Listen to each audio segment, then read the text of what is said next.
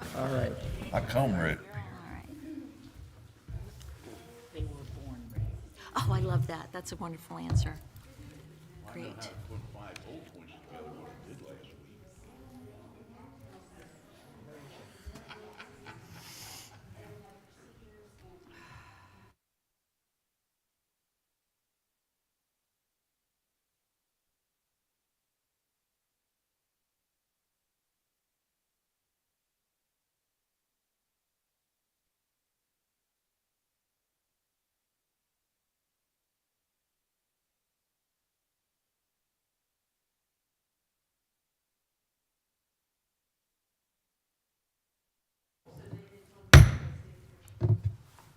Good evening. It's 6 o'clock, and I'd like to welcome everybody to the February 25th, 2025 Matthews County School Board Town Hall meeting.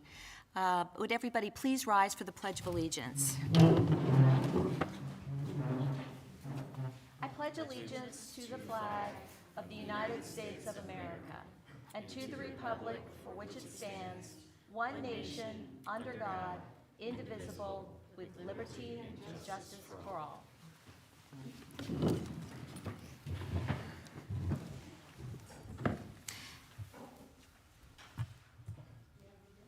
As the facilitator for this evening, I will go ahead and read our town hall meeting procedures. I, as a school board chair, will facilitate the town hall meeting. Each Matthews County citizen wishing to speak shall provide his or her name and address on the sign-up sheet provided at the entrance to the Brooks Auditorium.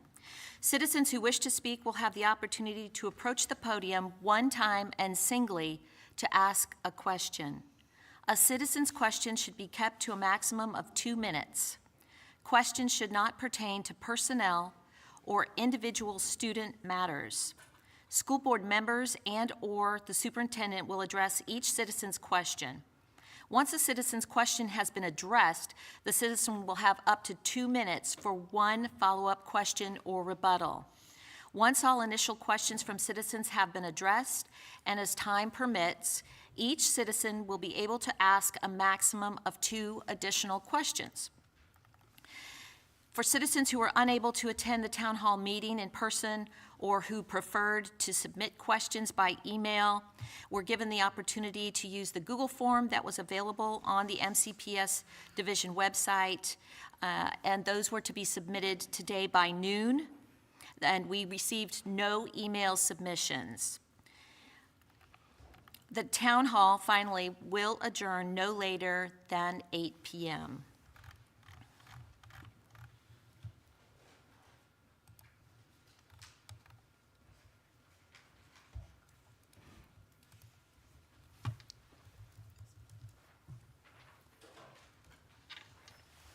Thank you.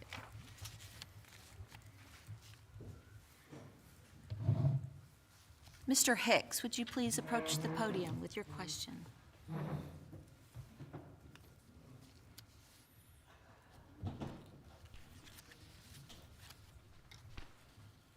Well, good evening. Richard Hicks from North Virginia.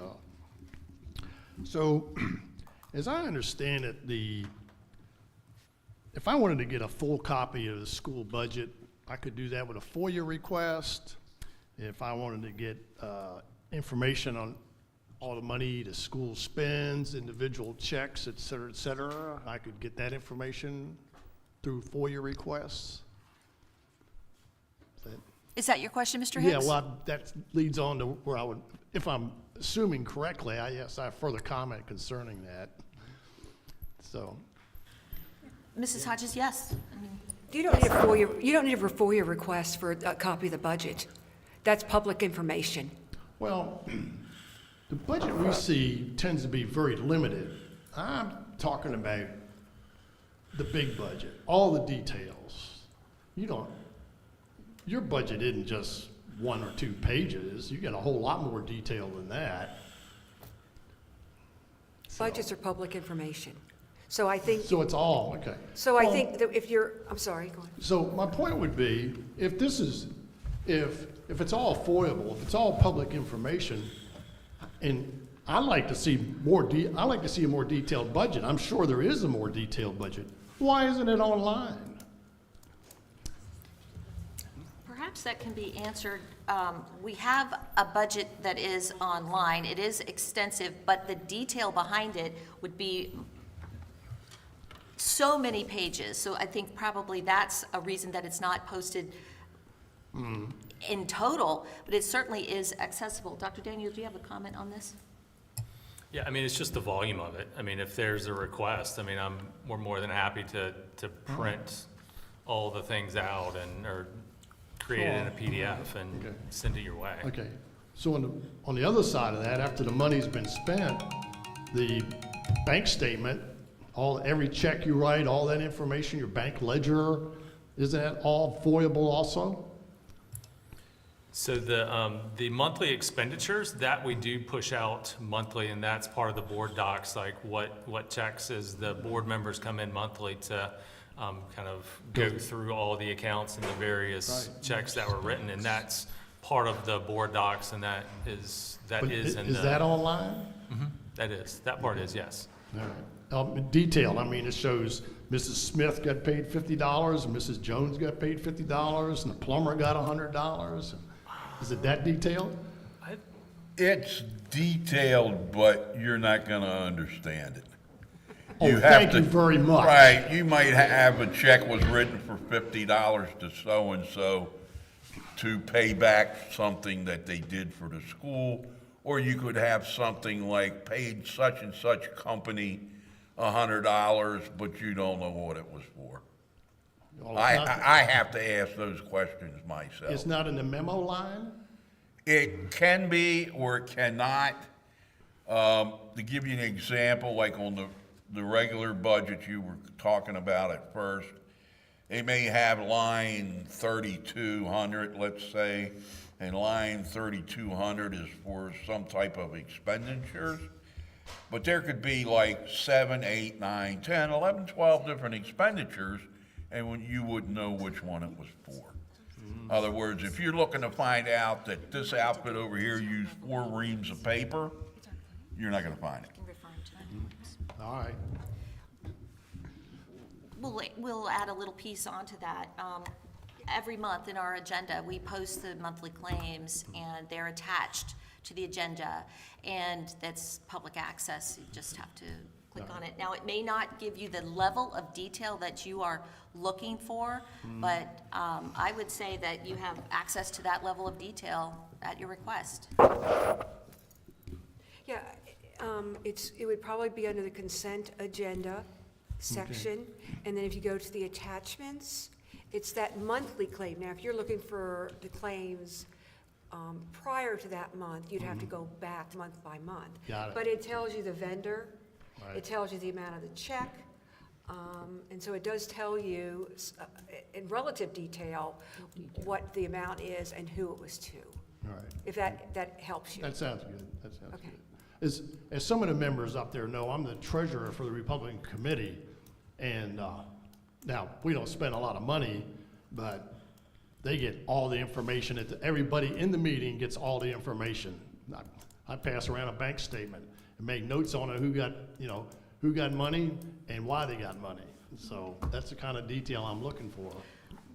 Go back to the prior agendas. If you have any trouble with accessing that through board docs, just Okay. feel free to let me know. I'm happy to show it to you. All right. Okay. Thank you, Mr. Hicks. Yeah, and I would add too, it's, again, I think Ms. Hodges noted that it's in the consent agenda, and so last month's, it was FY '25 claims, 122 through 212. So that's kind of on that tab, so it'll show you everything through those dates. And it's listed by, like, the actual PO, and so that's probably not gonna give you the information, the clarity, because it's gonna document what PO number was issued for that, like, account. Excellent. Ms. Jess Christensen?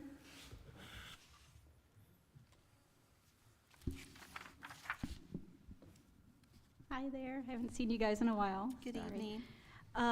I come in peace, but I did have a question about if there's been, I haven't been able to be at a lot of meetings, but I still watch afterwards, and I've just been interested if there's been any consideration, talk, review, anything regarding the transition of the 8th grade to the high school. I am an 8th grade student parent, and I've heard nothing from school board or administration. I know administration's not here tonight, and some of my questions kind of I probably need to address with them some of the details. But I guess I'm here to ask and to maybe suggest before the next school year, because I know we're approaching March, which was when the decision was last year. Most of the feedback I get is it's been okay. It's been great, at least from my 8th grader and his classmates. I do have a couple things that became cons for me after the decision was made, and then the 8th grade orientation meeting happened. The big one, which I don't know that we can really talk about a lot tonight, is that tracking for 8th graders was dropped. If you don't understand tracking, it's more of tracking the different student levels, especially some of them being advanced levels. And for me, the biggest issue has been a English reading gap there, where we were told there would be differentiation, and it's just still not feeling like it. I haven't really addressed it with the school. I've been waiting. I wanted to give it a good half school year. But going into the 3rd quarter, I have a lot of concern where my students told, you're going to move into honors next year, and I don't know if he's prepared for that, because this is a gap year for them for that situation for honor students, and that needs to be looked into and addressed. The elective wheel, they don't love it, is what I'm hearing, and I just don't know if there's anything that's been thought of or considered. The pro was that they would be able to take high school courses and level classes, and they're not. Is that me? My time, okay. Yes. So, Good questions. yes. Dr. Daniel, would you like to, in lieu of the principals being here, would you like to address we've got a couple of questions Okay. in there. That's Yeah, I know, Good job. sorry. So I'll start with feedback. So the feedback that I've gotten from and talking with various parents, also with admin at the high school, is that overall it has gone very well. I think the cons are the same that you've brought up about the elective wheel, the lack of like an advanced English class. We've had conversations about the need for an advanced social studies class as well. The math is already there and in place, so that's already happening. Working with principals on the master schedule for next year, conversations have already taken place about removing that exploratory wheel and providing entry-level CTE courses for 8th graders to begin doing that prerequisite and also earning that high school credit starting in the 8th grade. So that conversation has begun, along with making sure there is built into the master schedule an advanced 8th grade English class. Part of the oversight or the missing some of those pieces occurred because of the timing of the situation, and they had already built the structure of the master schedule at the high school. And so having to go back and kind of wedge some of these sections in didn't work out particularly well. So learning from that experience, pre-planning, starting that process a little bit earlier, they're working to build those pieces in. The other thing that's happening with the 3E framework, part of the state's new accountability system, there's much more emphasis on the sequencing of CTE classes. So we're having conversations with the high school to make sure that we are setting students up to get those prerequisite classes, but also we've got a natural kind of first year coupled with a second year CTE class to meet the needs, to meet the criteria for that, the completer status for CTE classes. I think we did a pretty good job with getting like fine arts access for 8th grade students. Going back to the first part of your question in terms of successes, one of the things the high school put in initially was a 3rd lunch block. And after the first semester, I think they realized that really wasn't necessary. In fact, I think they realized, and we pulled that from some feedback from some other school divisions who had moved 8th grade to the high school. They suggested having that 3rd lunch block. I think what the high school found was the 8th grade students behaved better when surrounded by the high school students, so they moved back to 2 lunch blocks, I think, after the end of second semester. They had the seating available, and it worked out pretty well. So the high school, I mean, they're making adjustments as they've kind of accepted the 8th grade students. So, I mean, all in all, I think it's gone pretty well. And I would also say, one of our other local neighboring school divisions is also planning to move their 8th grade to their high school for the start of next school year. So it's you know, folks are trying to adapt based on enrollment changes and facility availability and stuff like that. So. Okay. Just one second. Dr. Daniel, regarding the question about differentiation, would you like to address that or defer to? I'll need to principal do for some that? research on that one. I don't have a great answer for you on that one, so I'll have to go And back to the principals and And kind of. I need to do it as well. I've just been kind of waiting to see if it repeated from quarter to quarter, and Yeah. it has. And I actually, comments this last month have said, I can't do differentiation from teachers.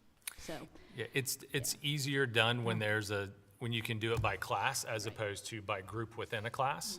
But I can ask those questions and engage Ms. Gray to kind of provide either some assistance to the 8th grade English teacher to kind of figure out, okay, what are some differentiated activities or projects or just assignments, lessons, things along those lines. I'm not meaning to single that out. No, It's no, no, just the that's- one that I've been most concerned about, I guess you'd say. And my student is like, please do not say anything. She's just going to grade me harder. And so I promised I wouldn't, so don't tell him I said anything. But one follow-up question. 1 From minute. 8th grade, I have another student that's going to be in 7th grade, but in the advanced math path as well. And I know this is probably scheduling at the school level too, but I know we're phasing that out eventually, but this year was a different setup for them also with the block schedule. I didn't know, just something to maybe talk to administration as well. I hate doing it just individually because I feel like if we can get more people, I know that one day they take math at the high school, the next day they take art at the middle school, and that is all year.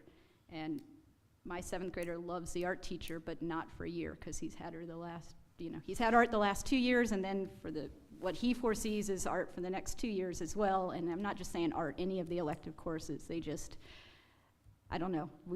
I hope maybe we can evaluate that one as well and review if there's an option and that's a very small subset also. So I know it's tricky. Thank you.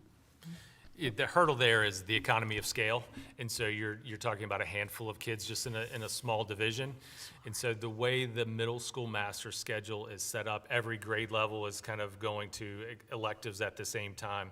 And so for the lone math teacher at that grade level to be able to teach 7th grade math, but then have the flexibility to also offer a section of Algebra 1 in-house, that's the challenge within the master schedule. So the way we solve that is busing students then to the high school for that Algebra 1 instruction. And so because the high school does a pure AB, that leads us to, okay, so what do we do on that B day, if you will, at Thomas Hunter? And so the solution has been kind of the art class. And I think And I guess I'm saying maybe if we could think out of the box a little, since they're already taking high school, if they're still going to go to the high school next year, maybe they can take some of like Spanish 1, or like, I know that's a first. yeah, we can look I at know it. I know too many things. I know Spanish 1 is a first block option, but then there's room in that classroom for the amount of kids that I think we're talking about, and maybe they're usually kind of ready for that if these are options rather than coming back to the middle school and just taking a full year, something that we're trying to develop. But just Take a look. suggestions, thoughts? Thank you, Ms. Christensen. Thank you. Amy Bohannon-Stewart.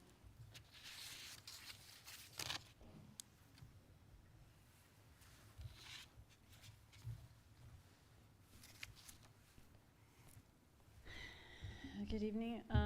So I am a bit worried for student achievement in regards with math because of MCPS discontinuing Excel. And that's a program that differentiates and it helps scaffold students to get to a desired level of success. And it can be very individualized, as you could have 10, 15 or more students in the room working on whatever they need to. It gives them harder problems if they get them right until they get to the desired level of success, and they can move to a different topic. So, but anyway, my question is, with that explanation there of what IXL is like, how do math teachers prepare students for their computer adaptive math SOL tests, since Matthews County Public Schools no longer uses IXL?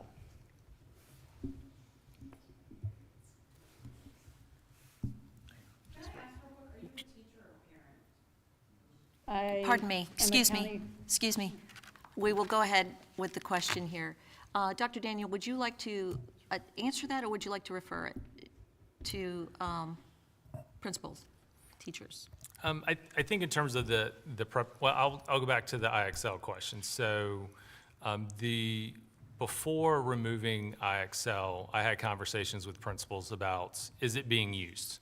How much is it being used? Because it's about an $8,000 program that had been funded via ESSER money.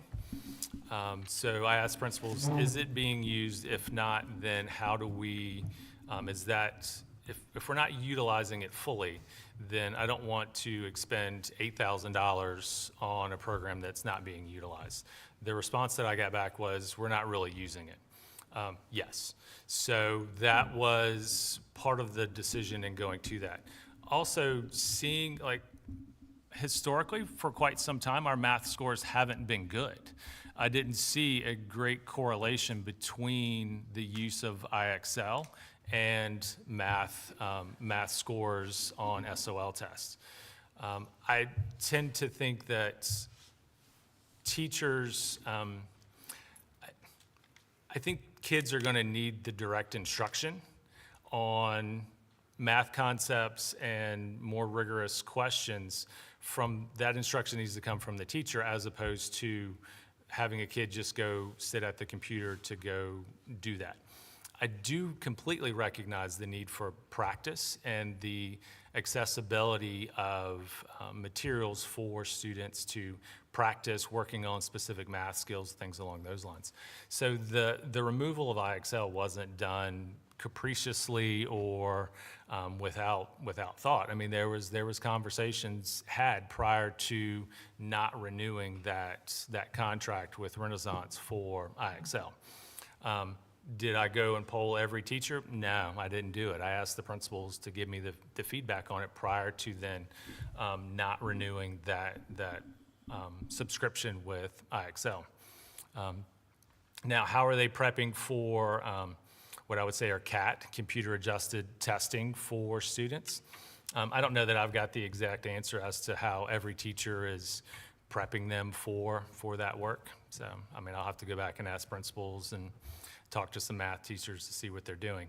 I don't know, I don't personally feel like the hurdle is in the computer adapted aspect of taking that test. I think it's more in understanding the concepts that are in that particular grade level's SOL for mathematics. I think the students are going to need familiarity with taking a test on a computer, and they do lots of stuff on computer. But I don't think the adaptive nature of that is what is driving the success or lack thereof for students in our math department. I guess Ms. it'll Bohannon be- Stewart, you would have 1 minute to rebut. Okay. Well, I've never seen it, or I don't think I know of any teachers that ever viewed it as a substitute for direct instruction. You know, it's as far as I know, it's been viewed as practice. I experienced that program as a parent and as a teacher, and loved it as a parent and a teacher.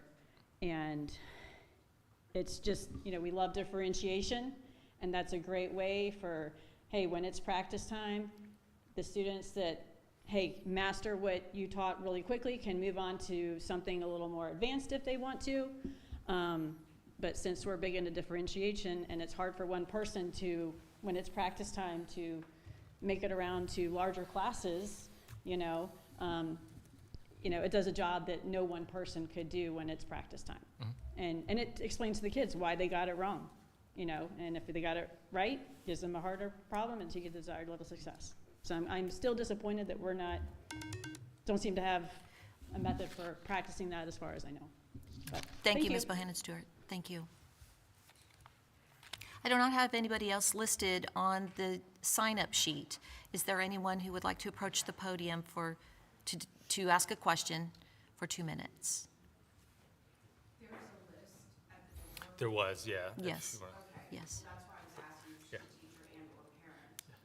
Would you like to approach the Yeah, you podium can, to speak, to ask a question?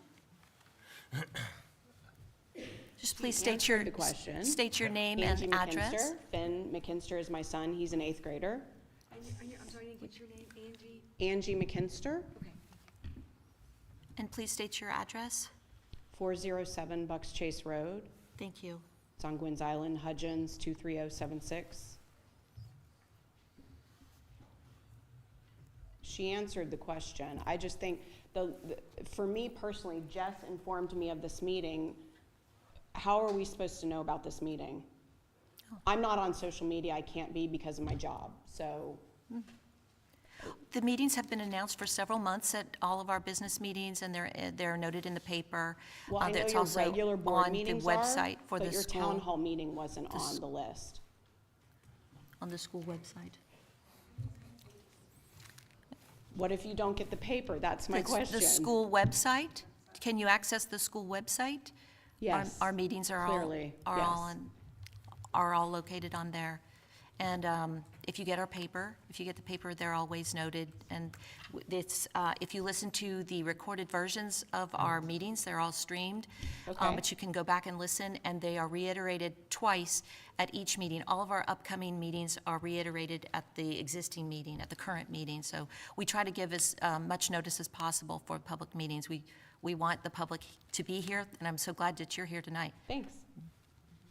Thank you.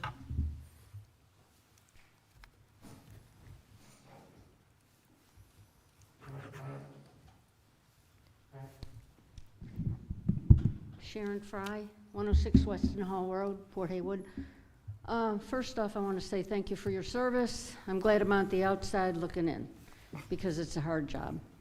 My question is, I believe the Department of Education is going to go under, the Federal Department of Education.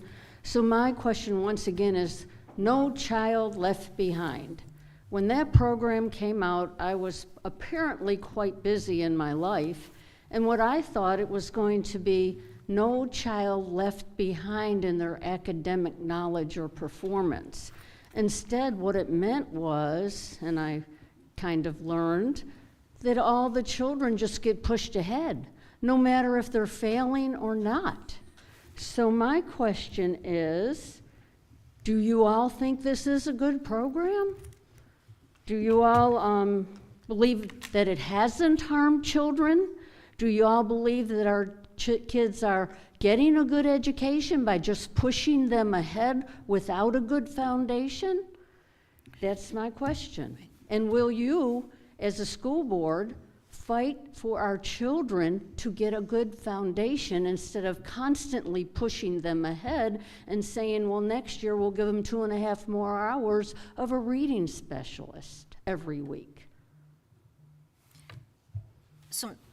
That's Fry. my question. Ms. What Fry, do you all if I- think? Your question's surrounding retention, the concept of Yes. retention and the policy of retention in our division. First of all, would any members like to address this point before I refer to Dr. Daniel?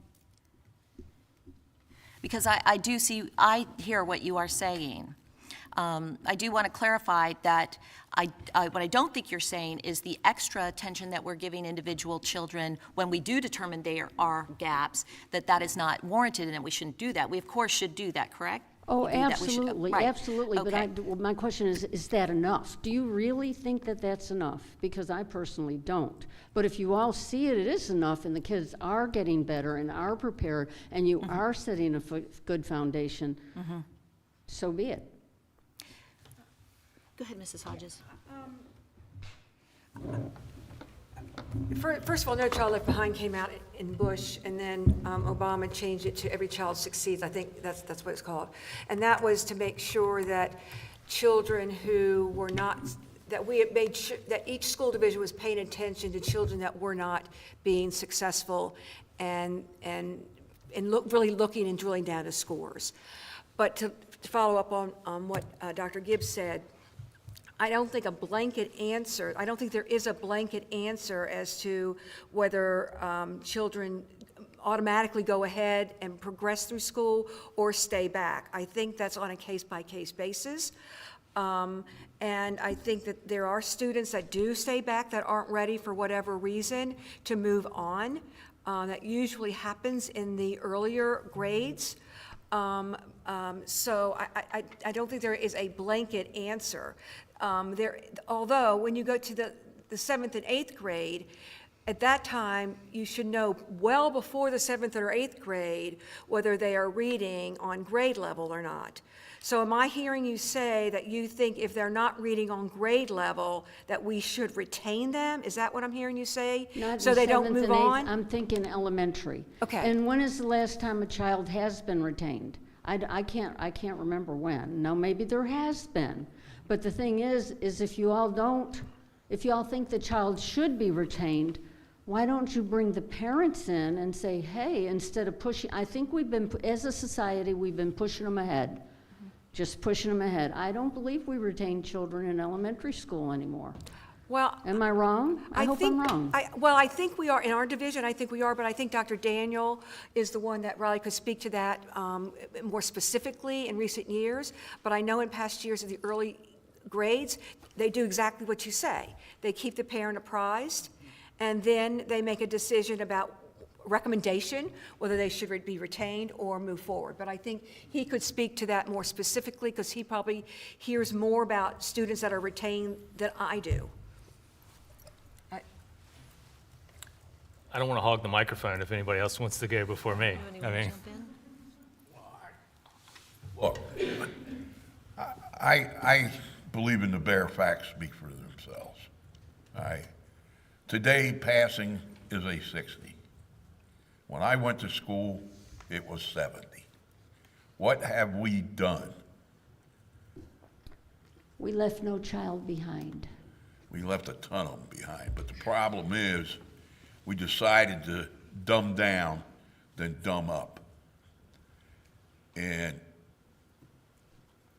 not everybody learns the same way, as we seem to find out. But the way it worked in the past must have been pretty good. I mean, I learned how to read and write. Of course, some days it depends, it could be a little ferocious, but if I could learn, I could see just about anybody learn. There are kids with special needs. I'm not going to deny that. We got quite a few of them today. Yes, they need the additional attention. But I'm talking about the general population. It doesn't seem like we've brought them up, we brought them down. And I still look today, and I don't believe that we're teaching our children everything we need to teach them. I think we need to teach them more. And that's a big quandrum right now because they don't have enough time to learn what people want them to learn today. You got to remember something. When they graduate high school, you have theoretically prepared them for their life. And I don't see that happening today. Thank you, Mr. Dobson. Dr. Daniel, perhaps you have some specific information for our school division on this point of retention policy. sure. And I'll start with, I probably differ a little bit with Mr. Dobson and some of, I would, specifically, I don't think we've dumbed down the curriculum. I don't think we've dumbed down what we're expecting out of kids. Retention, research shows that retention as an intervention doesn't work. It works unless you're doing something different for that child in the second year of that grade level. It's not a successful strategy over the long term. You may see a boost in that initial 2 years, but typically with students who are retained, if you haven't addressed what the cause of that learning difficulty is, then that student regresses after 3 years of that retention. So our goal is to apply interventions before that child fails. So that's why when we talk about multi-tiered systems of support, when we talk about the universal screening data, that is then identifying students during the school year who are either reading or doing math below what our expectations are. And then we're targeting specific interventions to those children during the school year. And so that may be pulling them from elective classes in some of the upper grades or time out of some of their elective classes. That's keeping them after school. That's working to address very specific skill deficits prior to them failing or having to repeat that grade. But yeah, I mean, there are students each year who are retained. That process starts at the end of first semester. So principals go through and look at student achievement reports. And so they send letters home to students who are in danger at the first semester of being retained. That if they're still in that watch group at the end of third quarter, that happens again. Prior to the end of the school year, they have individual parent meetings with those families prior to making the decision to retain a student. In some cases, that does result in retention. In some cases, that's going to summer school along with some other students who need kind of a bridge from the end of one school year to the beginning of the next school year. So there are multiple other strategies to address student needs well before we get to that retention conversation. So since you've been here as our superintendent, have we retained elementary school children? Any? I'd have to go back Because you said we're doing intervention instead. Yeah, I'd have to So go back and look at the I'm list. just curious, because you said now it's no longer, you found it wasn't successful. Well, I think Well, just in my day, and in Bobby's day, and the older people's day, of course, 1 in 36 now have autism, so I'm told, I would be curious. I know specifically we have retained students in the division from last year to this year. I would have to go back and look at individual grades. Yeah, you've been here a Grade couple levels. years, and since you think intervention is the thing, Mm-hmm. and I don't, so, but you're the professional in that standing.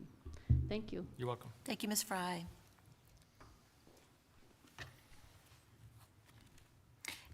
Do we have anybody in the audience, any others in the audience who would like to approach the podium for the first time with a question?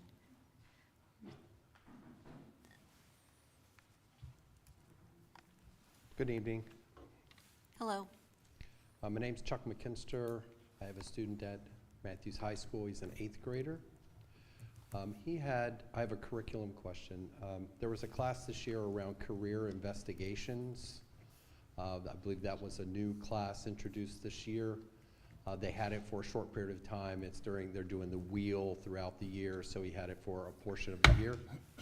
I was wondering if there were plans to continue that course going forward.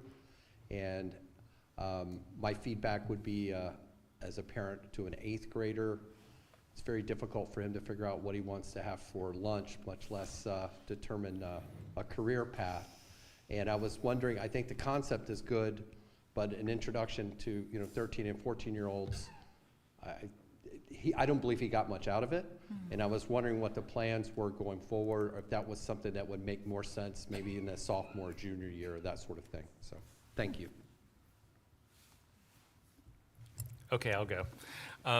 So career investigations is actually a state requirement that all students have to go through those components or the competencies of career investigations in their middle school years. Some school divisions will weave those competencies through other courses. Some school divisions will make it as a separate kind of standalone class. The guidelines from the state have really begun pushing that career exploration down to really the middle school level and having students begin exploring what careers are available, doing some career inventories at a relatively young age. And that part of that process is also in the accountability framework, making sure that students have the CTE, Career and Technical Education, completer sequences of classes. So while we were talking a little bit, I don't know if you all came in when we were talking about the wheel and trying to move away from the wheel as part of the 8th grade rotation. But I do anticipate kind of a career exploratory or career investigations class of some kind remaining because of that state requirements. But also there's an academic and career plan that students work on to help guide their planning of the courses in high school and trying to match those up with possible career fields down the line. So yeah, it's part of what we've done to meet the state requirement for that career investigations, those competencies. Thank you for that question, but I also think, to follow up on what Dr. Daniel said and one of the things he pointed out, this is a requirement from the State Department of Education, and it's been in place for well over a decade. And I think, as you pointed out, you might have a handful of students in the middle school and 8th grade that know what they want to do and are clear-minded about that, but some are still graduating and sorting that out.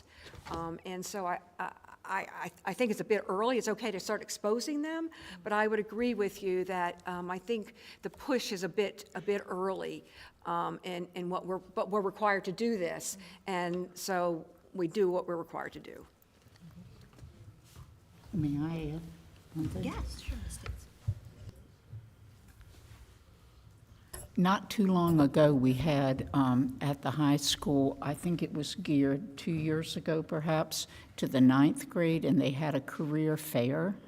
And I don't know how many of us were around the gym at different stations where the students had to rotate through all of them. And they had been prepped prior to that day. But we at the stations, let's say, I was at the grocery store, okay? They had a list before them, and again, it's been a couple of years, but of like 3 or 4 different options, paying options, or purchase options with different amounts of money and so forth. And it was very interesting for me as a general public at the time to look at that, to look at the students and to hear their responses, because they realized, I don't have enough money, because they were given, okay, you're a doctor and you're a mechanic and you're a nurse and you're a single parent mom. It told how many children they had and so forth. So these kids, it was interesting to me to see their response to that, because they realize, you know, I can't spend X number of dollars at the grocery store for my family on my budget. And I saw lights go on with those kids, so I just add that in for you. Can I talk about that career day? I've been doing that for years. And first 3 things the kids buy: internet, phone, and entertainment for games. First 3 things. And what happens is you have to send them back to have them change it so they have enough money to continue on. Okay? They give you like she said, you're a doctor, you make this much, you need to either have a house or apartment, a car, and you have to open up a bank account, and it goes on a list of things like that. And it always seems that you will send several of them back to have it changed. And this year, for the first time, I noticed children that couldn't write cursive because they're no longer teaching it. And of course, my mind, how do you sign a contract? Okay? But so many of the children printed. And I said, can't you write your name? And they go, no. So that, I know they haven't taught it for a couple of years. The one thing I will say is you have to have children's attention. I've sat in this year and last year on a couple classes where the teachers were dynamite. They had the kids' minds. They had their attention. They focused on them. and the kids worked, they were sitting in groups of 5, if I remember right, at a table. So they had 20 kids there at 4 tables. And they worked as a team. What one didn't know, the other one knew. And it was one of the best environments for learning I've seen in a long time. I remember in the military I taught, and in order to grab people's attentions, a lot of times I might drop a 20-pound bar of steel on the floor, and that'll grab their attention, or walk up behind them and smack them in the back of the head because they're sleeping. But if you don't hold people's attention, I don't care what you're teaching, that's the most key fact, is to hold their attention. You can be the best teacher in the world, but if you can't hold their attention, you're not going to do it. You must hold a child's attention, and not everybody can do that. Or even the ways we plan the day, those ways can't do it. I think teachers that modify their own idea of teaching sometimes, I mean, they're there. They know what kids need to know, and not all kids are the same. So Jimmy down here, yeah, if I do something a little different with him, I got him. And I got Benji over here. If I do something a little bit, I got him. So you work a little bit separate with them sometimes. But I listen that is one's good for all, it's not going to happen. It's just not going to happen. I think most teachers know that if you work with some of the others, and I've seen it here, if you just apply a little bit different to this one versus that one, you won't lose them. That's all I got to say. Thank you, Mr. Dobson. Do we have anyone else in the audience who'd like to approach the podium for the first time? All right, there being none, we have time. Is there someone who has approached and would like to approach again? Mr. Hicks.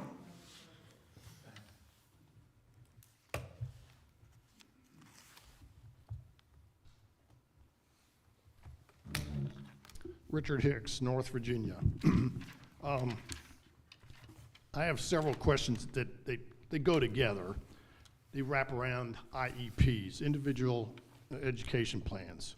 So to start with, how many students do we have on IEPs?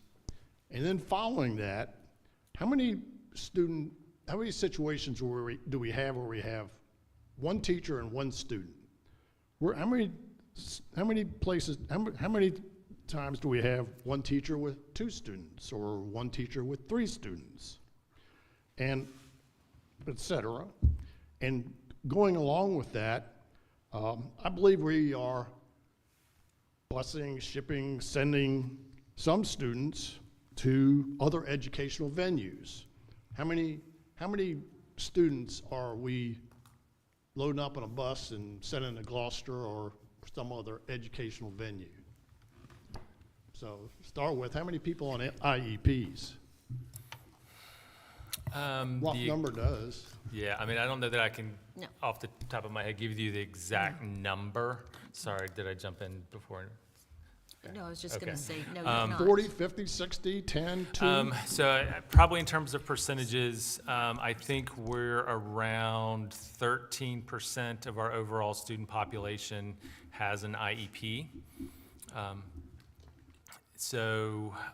Whatever that, so figure 750 students as a ballpark, and 13% of that, I'll let you do the math. 75 plus. Okay. Okay.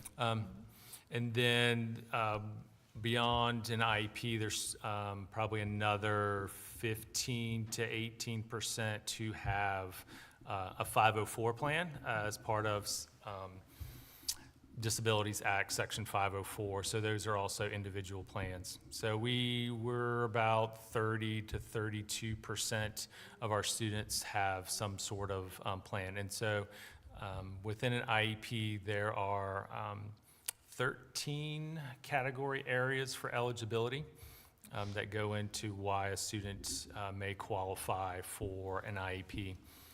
In terms of, for clarification on your question, the next part of that was how many students do we have, like Yeah. one teacher to one student, or? Yeah. So in terms of teacher to student, we're not going to have any one teacher to one student. There may be situations where, based on the IEP, there may be an assistant assigned to a specific student based on those needs. And those situations will be driven again by the IEP and the IEP team, but that's going to be a student with pretty significant needs, probably close to nonverbal in the very lower grades. Regular class, most of our special education teachers have a caseload of about, I would say ballpark average is about 6 to 7 students on their caseloads. That doesn't mean that they are necessarily the only teacher that is teaching them. So they may be in a collaborative setting. They're their case manager responsible for making sure the IEP is being implemented, is kind of working at times with those individual students, but is also collaborating with their general education teacher on differentiating kind of the instruction or modifying whatever is needed based on that IEP. And I forget the third part of your question. So are there students Venues, okay, so the students number of- being shipped to Gloucester? So, or- several school divisions collaborate on the Middle Peninsula Regional Education Program. And so we have,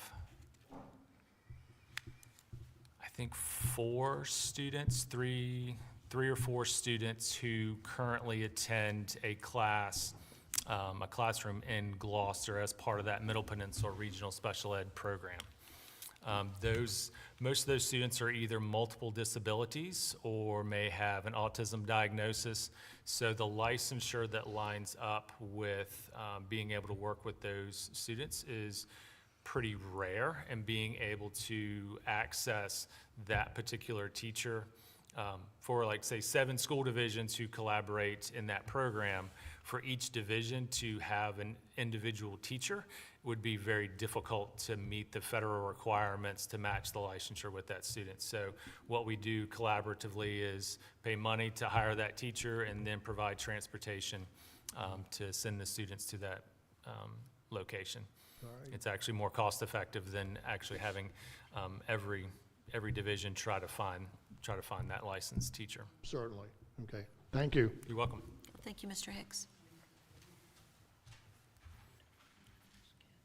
Is there anyone else in the audience who would like to approach for the second time?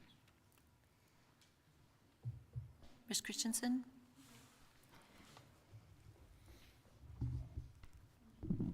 So this is going to complicate my first set of questions in a way,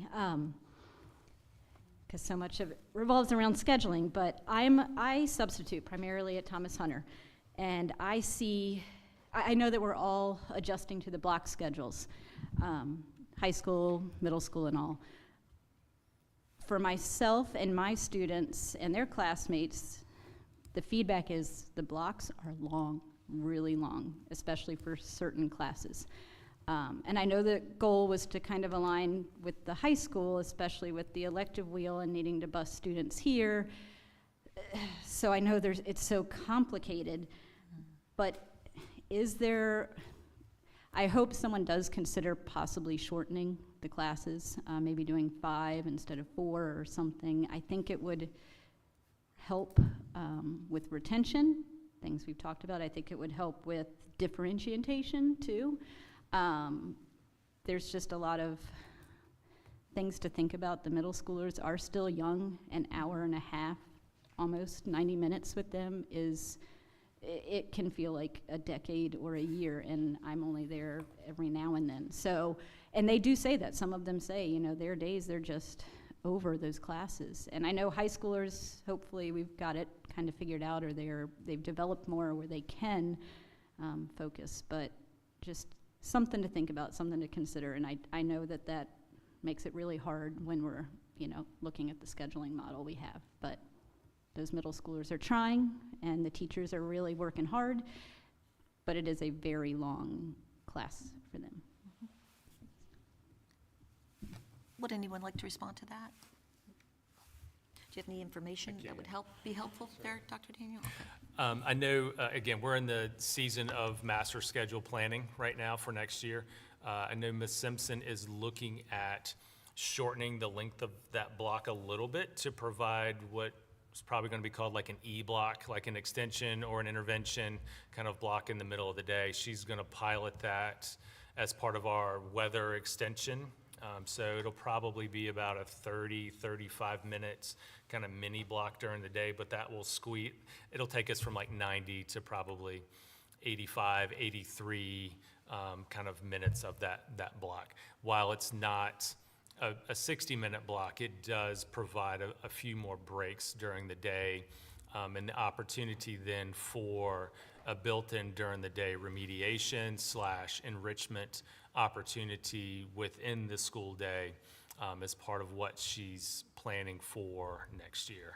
So looking at tweaking kind of how that block works, how to better utilize some of the time during the day. So it's looking at some of the things that haven't worked great this year, making some adjustments going into next year.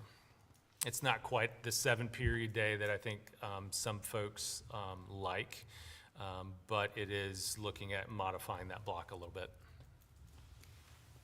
Ms. Christensen, would you like your 1-minute rebuttal? Sure, but it's just piggybacking off of the career investigations to definitely look into it a bit. I do think it might be early as well, or it's just some of the feedback I get is it turns into more of a study hall versus actually understanding. And I think you guys, there's better options out there, or maybe a better time frame for it. So we'll see. Thank you. Good comment. Thank you. Is there anyone else who'd like to approach for the second time? Ms. Bohannon Stewart.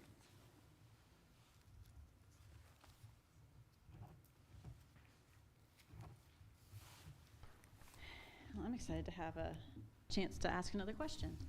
So my question is going to be about the CIP, the Comprehensive Instructional Program. I had to use CIP for the first time this year working in another district and I was excited about it, but found it not to be user-friendly. And I usually can learn tech stuff pretty easily, but I found it to be not very user-friendly, as I said. And it would have been much tougher for me without the assistance of the wonderful ITRT person, instructional technology research teacher, that helped me and was there for if I wanted to ask a question about how do I do this, how do I do this? He had to show me some things multiple times. But how will teachers here in Matthews be prepared for using the CIP next year? I don't want it dumped on them without, there's a whole building full of people that probably haven't used it before. Good question. Dr. Daniel, can you address the training aspect of CIP? So we pushed it out to teachers this year to begin tinkering with it, to, at their own pace, begin opening it up, looking at it, using it at their comfort level, with the understanding that full implementation will begin occurring in the fall. So I've asked principals to begin working on their training program, kind of what they want to deploy for teachers, whether that's some online trainings, but communicating that to teachers prior to them leaving for the summertime, so they have time over the summer to either watch some of the embedded training videos, because part of CIP comes along with Mastery Connect and knowing how to utilize that testing platform and accessing the benchmark assessments and quizzes within Mastery Connect. So principals are beginning to work on those professional development plans, whether that's, hey, here are the sessions that you could view by the poolside, at the beach, at your leisure over the summertime. We've talked about providing recertification points for the time spent over the summer doing those trainings to make sure teachers are getting, I guess, credit, if you will, for spending some of that off hours getting ready for the start of the school year. Okay. And we've had conversations with how do we deploy some of our staff members to help schedule some of the professional development. I've had conversations with at least one staff member on being kind of a go-to person for either Mastery Connect and accessing. And we're also having a conversation about Canvas as well. So there are lots of resources within Canvas that I think most of our teachers don't realize are there. So having access to Canvas, to Mastery Connect, and also the resources within CIP, making sure that all of our staff members are aware of that. It's on the forefront of their minds as they're looking at planning, as they're looking at, can I find some quizzes? Can I find some additional activities for students that are aligned and are at the appropriate rigor? So the principals are working on building those plans now. Okay, good, thank you. Because I like hearing that they're gonna be given the opportunity before they go home for summer, because that's when I like to do a lot of the thinking. And when school starts back up and all these new things are thrown at you at once, that's, that's very overwhelming. So, thank you. Thank you. Dr. Dan, how many people usually takes during an IEP? How many staff members? So an IEP team member is going to include an administrator, a gen ed teacher, the special ed teacher, the parent or guardian of the student. Depending on the area of identification, there may be some related services personnel. So the school counselor may be involved in that. If the child receives OT or PT services, speech services, that person, that staff member would be a part of that team meeting as well. So I would say you're probably a minimum of 4 to 5, anywhere up to probably 8 or 9 staff members would be, or individuals, adults would be a part of that. Once a student approaches 16, 17, obviously at 18, the student is also invited to begin attending those meetings as well to kind of help direct their specific plan and give feedback on what they need or what they don't need, et cetera. And everybody has to agree upon it, right? The parent has a big say in how that plan gets developed, but the parent has to sign the student in and sign the student out of that IEP, but it's a collaborative process to kind of decide what the best plan is for the student. Thank you. Sure. Back to the citizens. Do we have a citizen who'd like to approach the podium for the second time?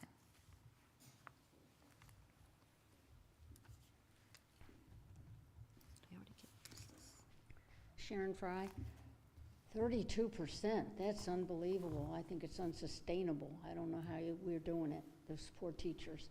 But my second question is, when I come to school board meetings, y'all talk about hiring experienced teachers. We need experienced teachers. I don't know if y'all remember, but when you were young, you weren't experienced. When I came out of nursing school, I wanted a specialty, and they wanted an experienced nurse, an experienced nurse. So my question to you is, I hope you're looking at the young, vital, vivacious teacher that's anxious and really ready to get in there and teach the children. Absolutely, I know that we are, but there is a problem there. There's a problem. Okay. There's no inexperienced teachers. There, Right, so Well, I'm glad you're looking. Yeah, though, because absolutely, I always like, heard experience. next Friday, I'm going to a job fair at Longwood to try to recruit young, vibrant, excited people to come relocate to Matthews and work with the kids in our community. I will just, from personal experience, my youngest, when she graduated from high school, was seriously considering becoming a teacher. When we went to accepted student days at various colleges, she would kind of go to if you're thinking about majoring in education, go to this group, the neuroscientists go over here, engineers, so educators go to this pod. As we went to 3 different colleges for accepted students days, like one of which was JMU, massive, I think the undergrad is about 30,000 students roughly. There, on that particular day, there were only, I think, 20 students interested in pursuing education. Mary Washington, 5. Christopher Newport, I think we were one of 2 or 3 on that given day. So the draw to go into education is not the same pull that it was a generation ago. With 32% of the students on IEPs, I wouldn't go into it either. I don't know that, honestly, I don't know that that's the rationale for a lot of people. Some of it's pay, but also some of it is the being in the bullseye for a lot of things that, like, education in schools are the collecting point, the bottleneck for a lot of what's happening in society. So a lot of young people aren't drawn to being a part of that. I think there's still a draw to work with kids and human services, but I don't think there is a willingness to battle on some of the other fronts. So going back to the rationale for Matthews really needing experienced teachers, one of the unique pieces of working in a small school division is that you may be the only, say, 8th grade science teacher or 6th grade English teacher or 7th grade math teacher, or the only person teaching English 11, for example. So that school's accreditation rides solely on you. You're the only person teaching that SOL test. So to be a first-year teacher and carry that responsibility is a heavy, heavy load. So for knowing what that responsibility entails, I think it's incumbent upon us to try to put experienced, competent teachers in those places to make sure the students are prepared for those SOL tests, because that's a heavy responsibility to then ask a 22-year-old coming straight out of college to carry the load of that grade level or that school's potential accreditation because of testing. Those are the facts. Yeah, I kind of, never mind. I just feel like the young person, if they're really, really trained and you give them the curriculum they're supposed to teach and how to teach it and what you expect, I'm just saying. Thank you. Thanks, Ms. Fry. So, I think if you keep in mind,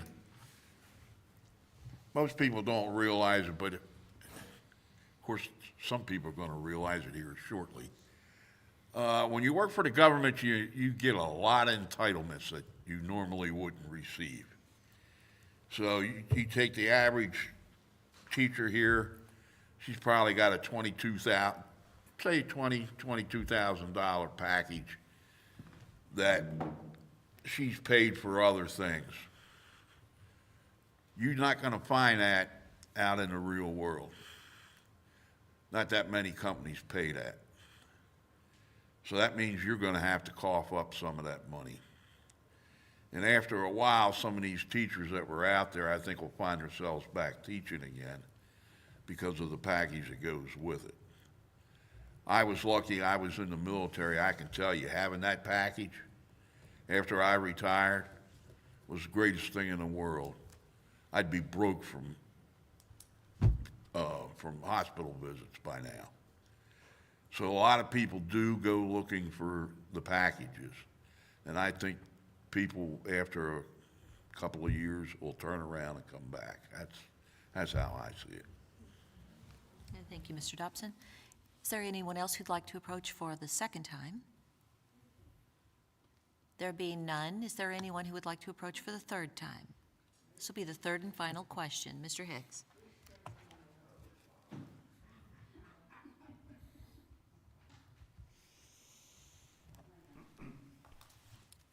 I didn't know I'd get the third question. So Richard Hicks, North Virginia. So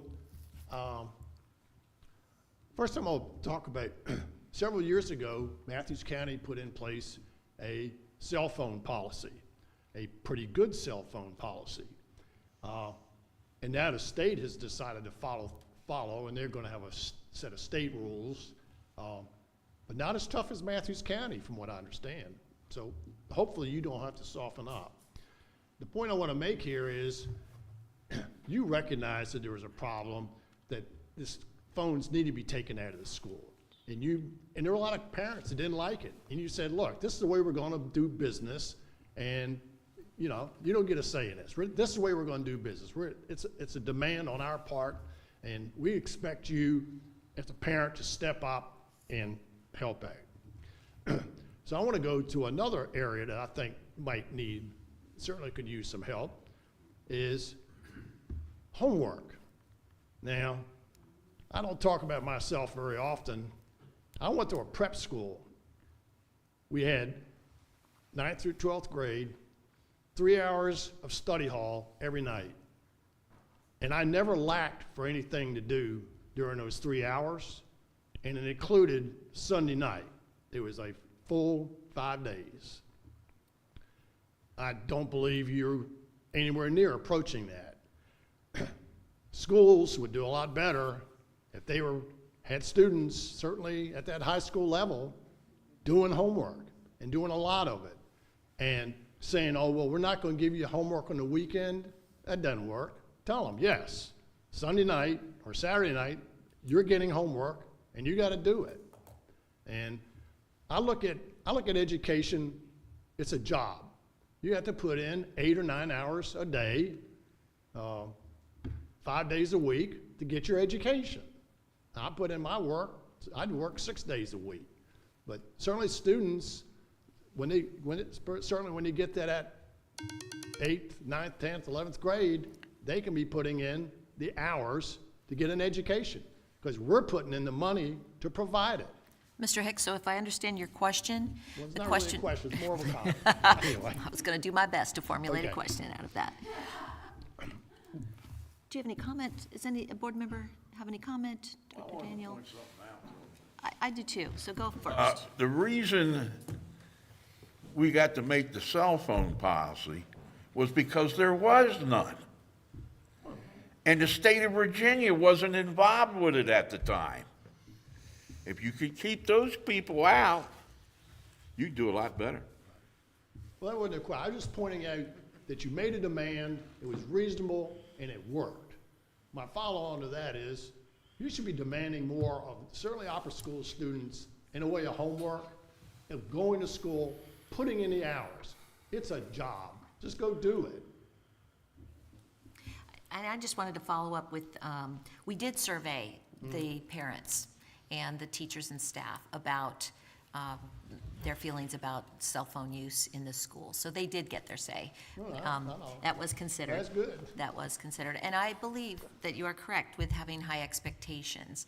I don't think that we have a no homework policy.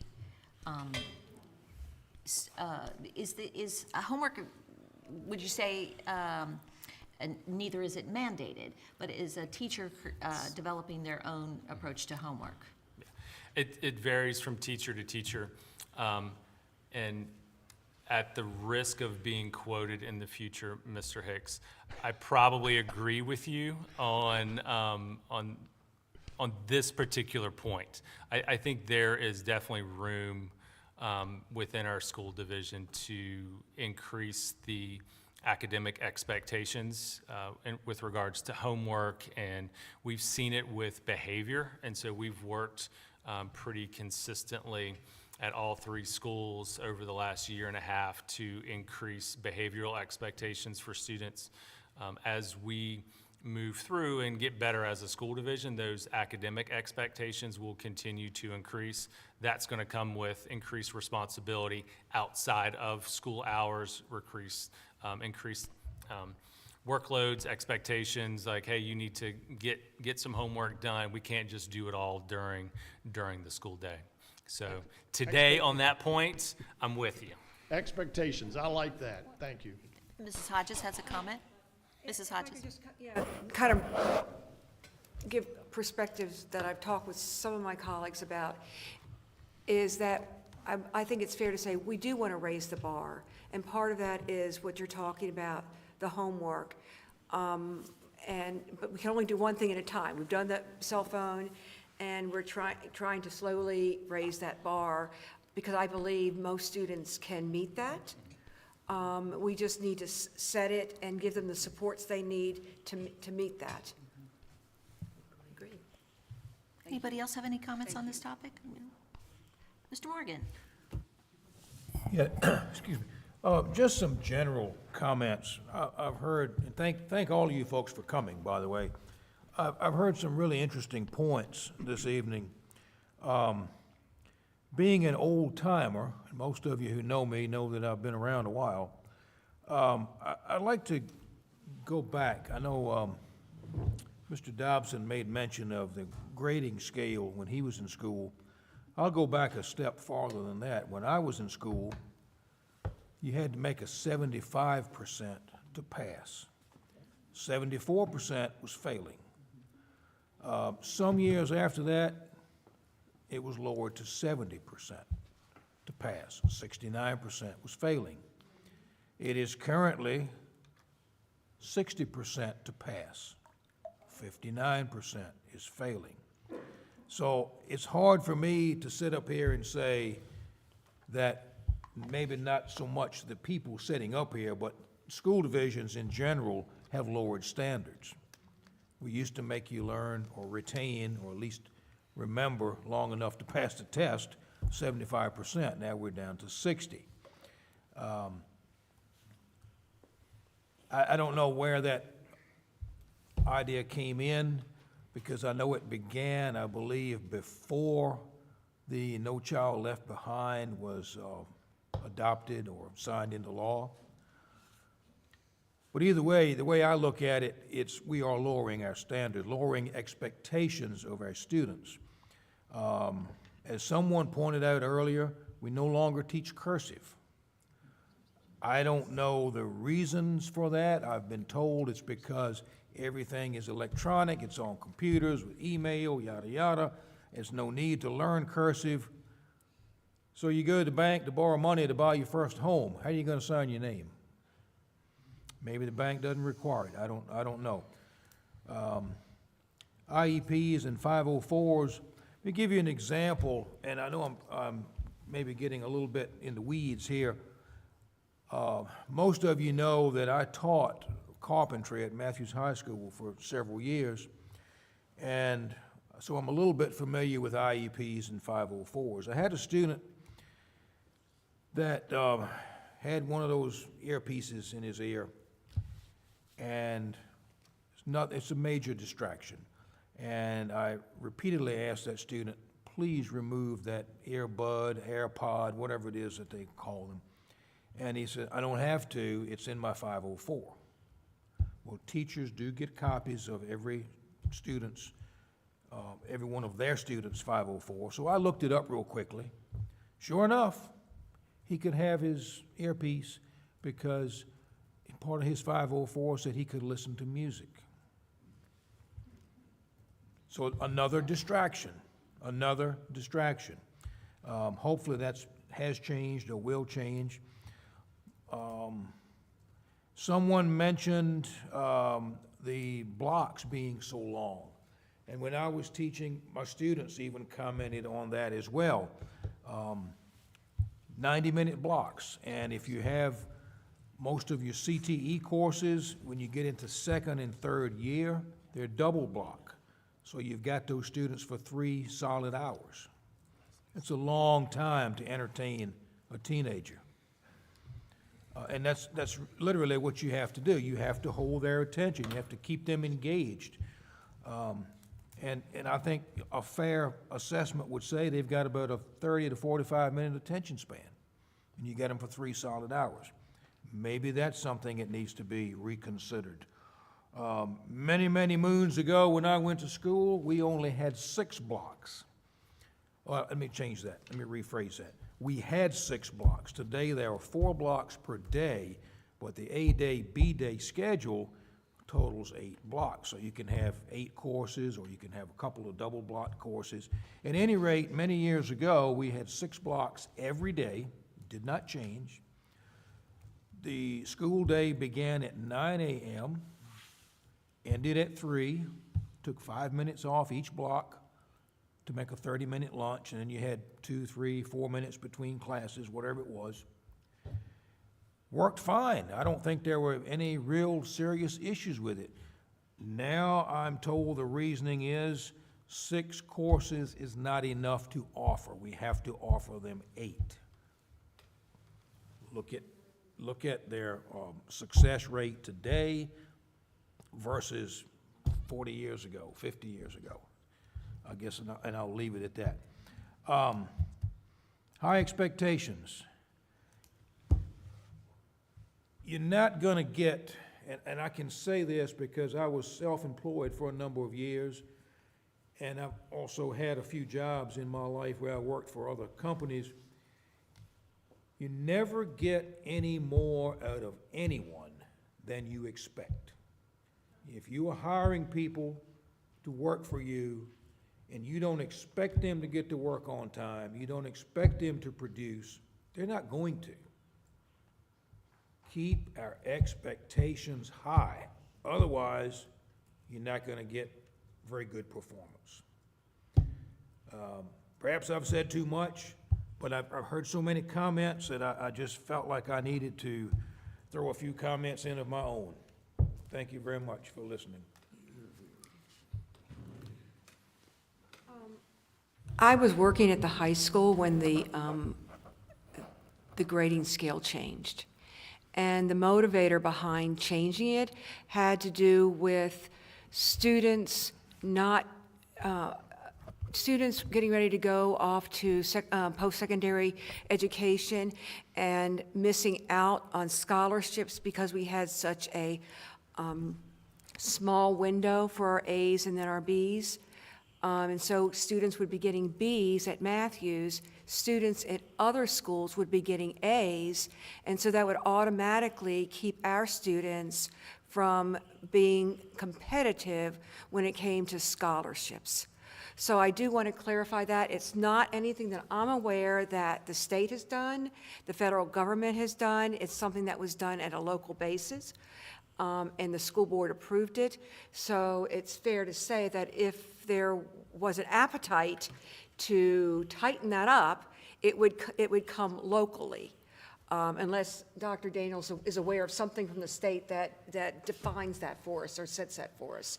I will say that I've come to realize that the alpha grade can be a misnomer because it can be anywhere from a 90 to 100. I personally prefer that students get that numeric grade, which really defines it much better. You're a 96, or you're a 90, or you're an 85. But that's never caught any traction in Virginia. I know that in Maryland that they do, some school divisions do that, but I think that's a more accurate reflection of what the student is achieving. It's a very narrow one, and that would then, in itself, not keep them from competing with other students for scholarships because of the alpha grade. Thank you. Just to clarify, we do teach cursive. It started in 2nd grade, continues in 3rd grade, continues in 4th grade. So cursive, for the record, is taught. Are students handing in cursive essays all the way through school anymore? No, not as much, because they're submitting typed papers, typed things through digital formats and things along those lines. So I don't think it's part and parcel to everything that students see and turn in and read is in cursive like it once was. But we do still teach cursive, again, starting in 2nd grade and 3rd grade and 4th grade, to clarify that. In terms of grading scale, in a previous division, I worked with that division as it was exploring adjusting its grading scale. It was probably a year-long process examining pros and cons, and you can spend days talking about grading scales. What are you grading? Why are you grading it?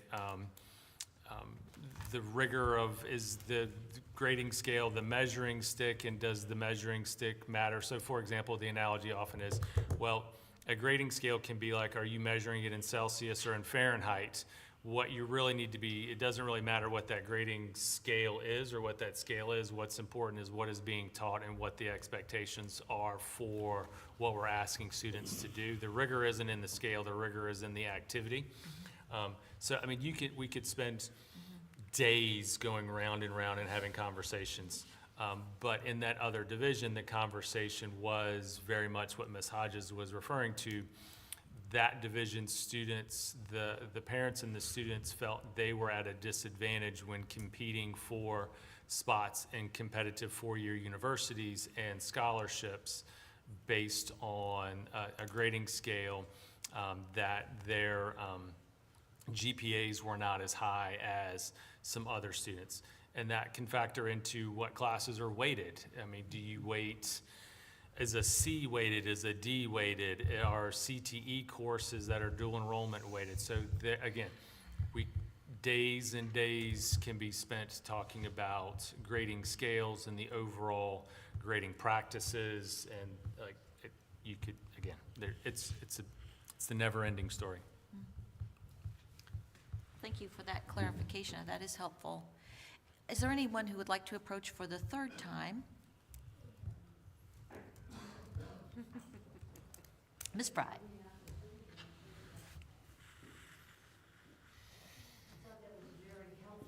Conversation. And Ms. Hodges, thank you for explaining that. I was wondering when it all changed. And do I think it made our children less overachieving? Yes. And I'm sorry that happened, because actually it should be based on merit. And when you have a 10-point from 90 to 100, my goodness. Anyway, fortunately my children didn't have to go that route.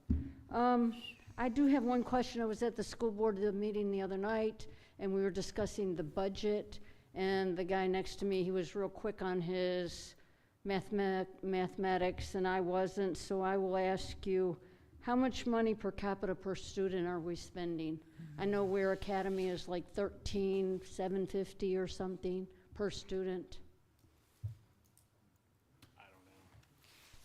I don't know. And I don't know what that number is off the top of my head. It's not a metric that I look at. So I would have to go look. I don't know. and you just can't make that straight calculation from the overall budget number divided by number of students. And I am with you. The guy next to me calculated it really, really quick, and I just wanted to know if Right. it was accurate. But that's close not to going to be 20,000? accurate, doing it that way. Excuse me? Was it close to 20,000? It was a little bit more than 20,000 per student. It's somewhere around there. If you're taking that raw number, the gross number, and dividing it by the number of students that we have, you'll get a big number like that. But the way that the budget is compiled, it does not, I know that's the easy way to call it. That's the easy way to call it. There's not an easy way to answer your question. It is more complicated than that, and that sounds like, and I'm avoiding the question. You can look at it that way, and we'll just call it, okay, that's what it is. But it is not that number. But I would have to get with the finance people to be able to articulate it. I cannot articulate that, unfortunately, at this moment. And that involves in all the maintenance that we need to do on our schools. That, he took the big number and he divided 725 into it, and that's how he came up with that, I think. And I didn't know if the budget involved the maintenance that we really need in this school system. You got teachers get paid different from different government, different ways. You got like Title I, Title IX, Title II, and all that's paid different, am I right? Somewhat.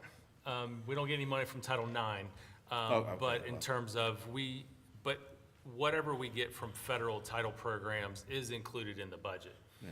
I would say a lot of the variable going into the budget, and I would say part of the reason ours is probably per student higher than some of our neighboring school divisions, is part of that is transportation. We have to run 15 bus routes because we don't have a high population density within Matthews, so we have to run relatively a lot of bus routes to pick up students to get them to school. And that's when I kind of compare, when I'm trying to figure out, like, where can I cut some money? How can I shrink? what are other divisions doing? One of the things that I hit on was transportation, and so I kind of looked at other divisions where I've worked and kind of trying to pull their budgets and what are they spending for transportation. Our transportation is relatively high because our kids are spread out down these narrow necks within Matthews. And I'm not going to fill a bus in 15 minutes and bring them in. Like, our bus routes now are hour and 20 minutes, and even then they're not full. So we have to, relative to other divisions our size, spend a disproportionate of money on transportation. Is that the whole thing? No, it's not. But we're looking to, like, one of the areas is, class sizes. So how do we, kind of increase class sizes? That's fewer teachers, but the flip side of doing that is then that teacher is teaching multiple preps. So I'm now asking that teacher to not just teach this one content. I need that teacher to teach 2, sometimes 3 different content areas, which is an additional burden on that teacher to plan, prep, grade, assess for that. But it's kind of what you have to do in a small division to move from having a class of, say, 8 students to making it a class of 18 students. But now I need that teacher to fill their instructional day to also pick up a different content area. So now they're teaching 2 or 3 different content areas to have fewer teachers, but they have to wear more hats, if you will. And if I could just add to that, did I understand you to say Ware Academy? I don't think they serve lunches there either. At least they used to not, they previously did not. So we have lunch figured in our budget as well. Additionally, there are a lot of. I thought meals were free. Here they are. Okay. I'm talking about, I think maybe I misunderstood you. I thought you referenced the cost for Ware Academy. Maybe I misunderstood.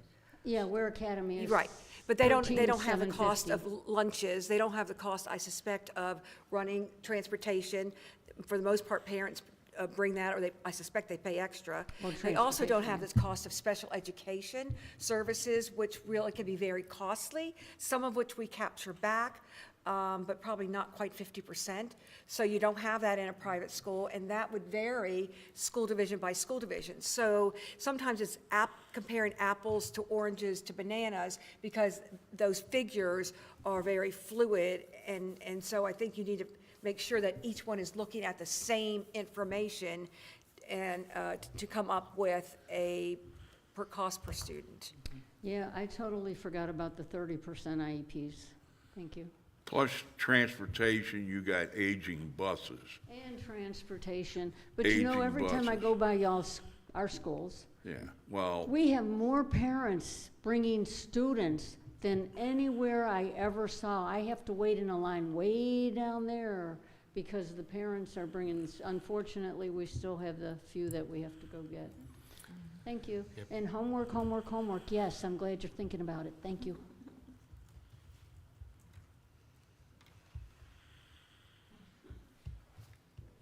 Do we have anybody else who is? No. Thank you. Thank you.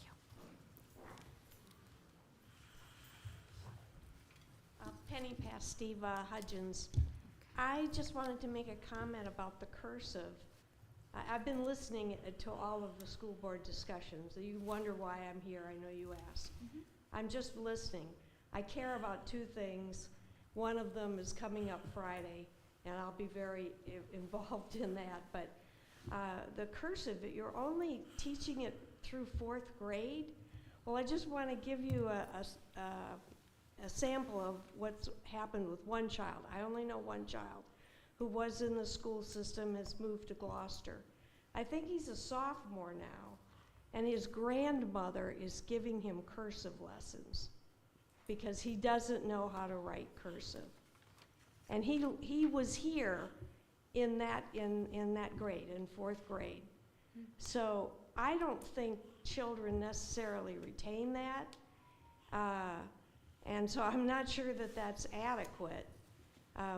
It is important. I mean, I know it sounds stupid, but my schooling was back in the 75 was passing days, and we had cursive through high school and handwriting. So, I mean, it was really a different world, I guess. It sounds like it was a very different world.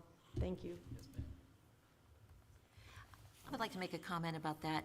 You know, cursive is best taught in the second half of second grade, and then sort of fulfilling it through third grade and fourth grade. If you don't use it, you will lose it. There's no doubt about it. As it goes to being able to read and write in cursive, and that is a lost art. Of course, they used to teach calligraphy in the way back years before any of us were here. So, but I calligraphy, you had calligraphy in school, Ms. Pestiva? Wow. Okay, well, then, pardon me. Writing goes to the ability to write in general, goes to the ability to communicate your thoughts, and it is a very high-level skill. Whether it is printed or written using cursive, whatever form of cursive you use. Cursive will relieve some of our students who have difficulty with print. It will relieve them of the burden of the block nature of print construction, and by having the connectivity associated with writing in a Danielian pattern, for example, with the circular motion, it will help the fluency of writing. So it's definitely not to be considered something that should go out of favor, although it does. It goes in and out of favor. It is very difficult to teach, but again, with cursive, approaching that with a little bit of a more developed student, an older student, they're more ready for writing at that age than in the beginning when we're teaching the print. So it is definitely a worthy endeavor, and I highly support that it continues on. I just wanted to throw in that little tidbit of information. And thank you for coming up and making all of these really wonderful comments tonight.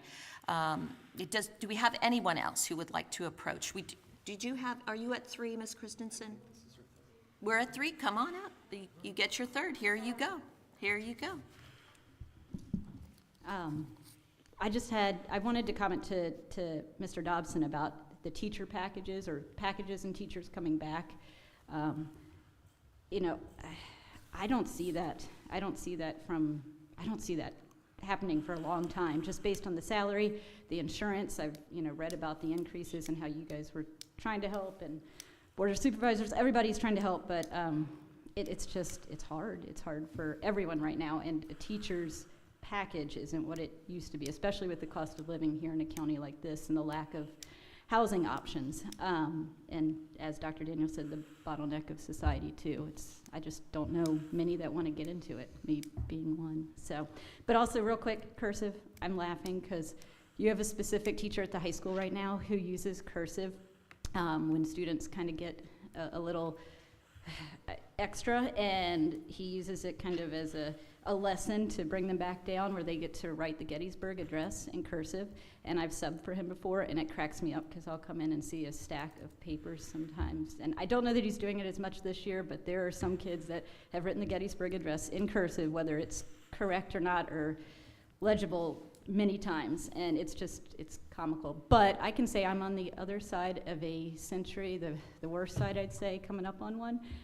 I don't write in cursive anymore at all. My signature is the only thing I can do. I can read it. I can read my mom's. I can read my in-laws, but my kids have started it. They still bring home worksheets here and there and, trying to do it, but it's just not, we can fight about it and scream about it, but it's not happening. It's just the changing times and the way it is. They're not going to do it once they leave your classroom or the Gettysburg Address.